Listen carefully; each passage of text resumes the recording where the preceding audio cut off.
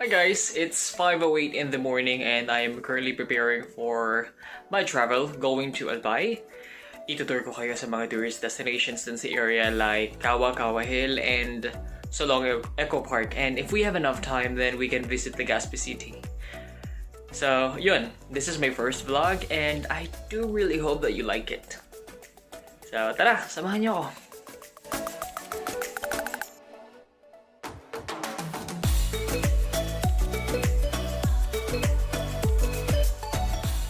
Hi guys, I'm now at Kawakawa Hill and this is our first destination for today in our Albay travel. Later on, I'll be able to show to you the Last Supper and also the church nearby. Okay, I'm just waiting for the rain to stop and should be able to go. Okay. This is the gateway going to the top of the hill, and in different levels, you will see 14 stations of the cross. The statuaries in Kawa-kawa Hill have been formed for the people of Ligao City in Albay and is known as a place for prayer and devotion, especially during Lenten season. Sorry, hindi ko na kayo madadala sa 12 stations of the cross because it's really too far, and as what I have mentioned, it's raining. But still, you were able to see the Last Supper, so that's good. Okay.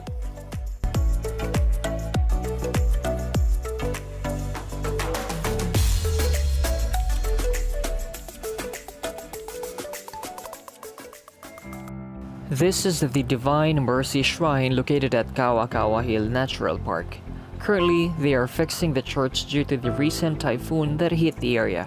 But I have been here before and mapapanganga ka na lang talaga sa ganda. So if you're looking for a place to get your church wedding get arranged, you got the right one.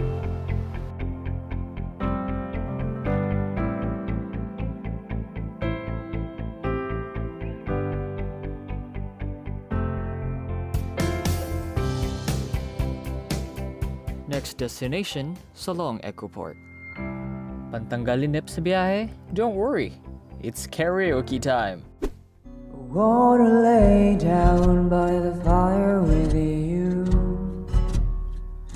We souls are glowing, ever warmer too.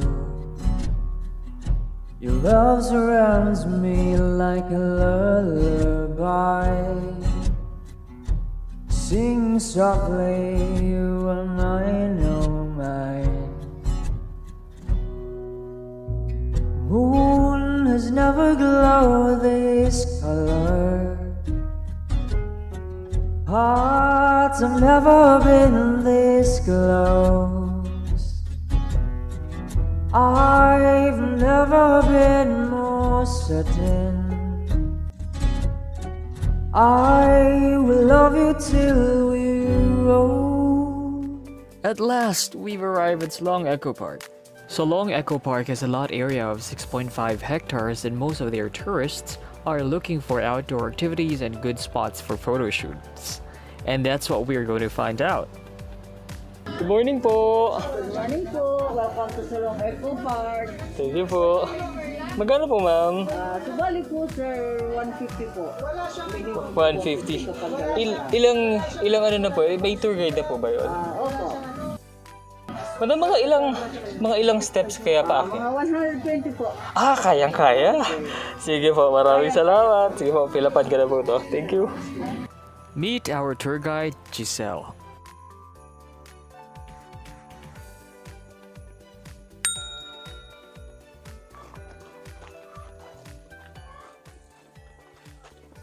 Ito po, 10 minutes trekking tayo.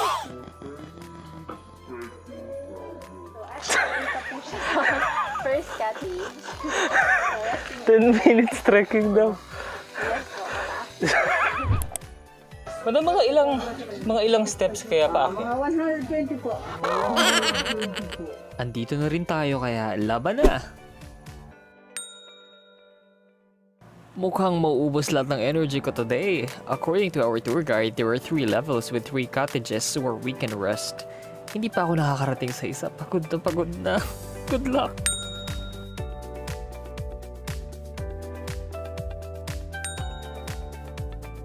Malapit na talaga ba? Dalawa na lang. Sige. Parang nawala lahat ng kinain ko kanina. Ako si ate, babalikan ko talaga yun.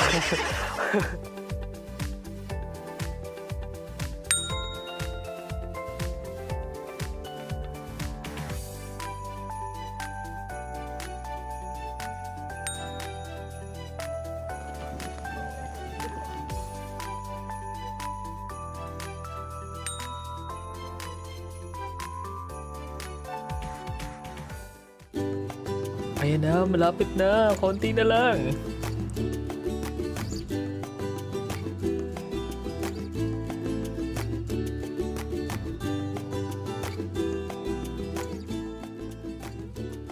Wow, ang ganda! This is the Albay's version of Chocolate Hills in Bohol, and the locals call this as Green Hills. The area is so peaceful, not to mention the breathtaking scenery.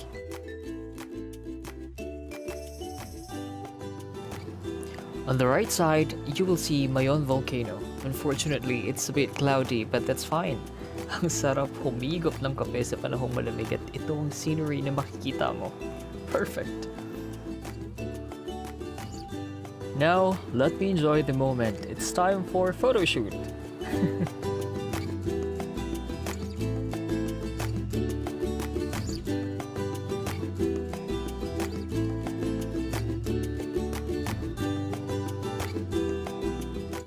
After photo shoot, punta naman tayo sa Solong Crystal Cave.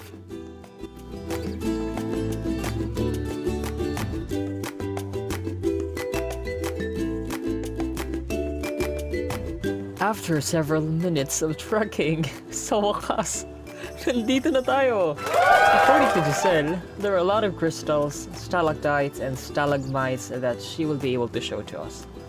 So, arat na! Unlike other caves nearby, the Solong Cave is classified as warm cave as there is only one passageway. The cave has a length of 496 meters but only 200 meters approximately ang pwedeng puntahan ng tourist.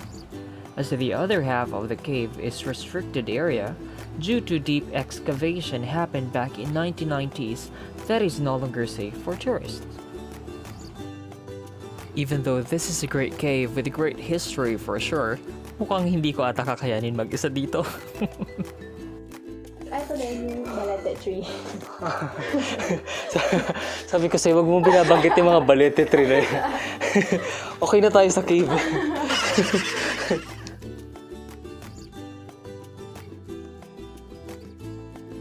At last, we are done with the trekking. Our next area ay para sa ating mga plantitos and plantitas.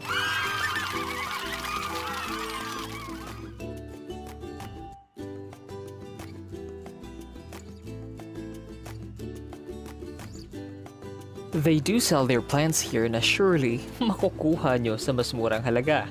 They even offered me a list of plants for 50 pesos na pag binili mo sa market, triple yung price. There are a lot of varieties of plants at a very minimal cost, kaya siguradong marami kang maiuwi. I bought 6 different plants. Uy, teka, parang namumukhaan ko tong bubuyog na to. Anyway, let's now visit Bee Farm of Solong Eco Park.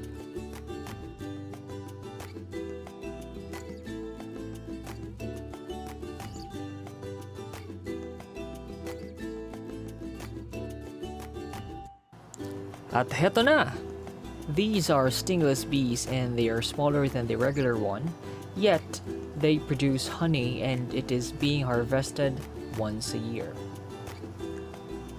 For those who wouldn't want to go trekking, then this is the best place for you. They do have hammock if you want to take a rest while waiting for your colleagues.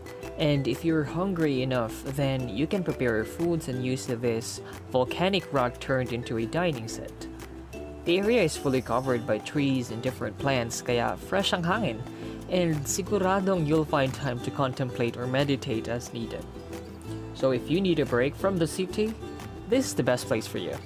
Overall, it was definitely a great experience. When I reached the top, it's breathtaking. And also, napakabait ng mga staff nila, especially Giselle, our lovely tour guide. Aha! The woman who launched 1,000 steps. Hi ate, kumusta naman yung 120 steps mo? Ay, sir, kumusta po? Yung 120, hindi po kayo nahirapan? Ay, nako ate, wala ka pressure.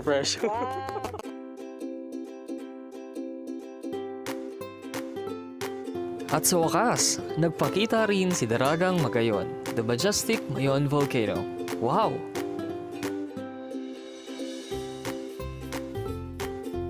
At para sa ating tanghalian, we are here at SM Legazpi City.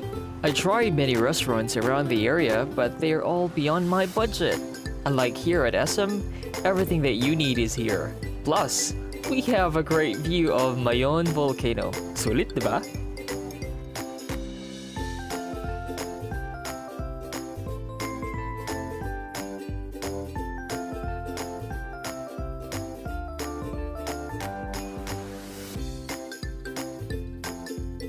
I was planning to stay in Legazpi overnight pero dahil nasulit ko na ang araw ko, time to go back home. I will definitely be back in Legazpi soon and I am very excited to see other places na pinagmamalaki hindi lang ng Albay kundi ng buong Pilipinas. Again, this is your Tinderong Viajero. Kita-kits sa mga susunod pa nating travels. Thank you for watching.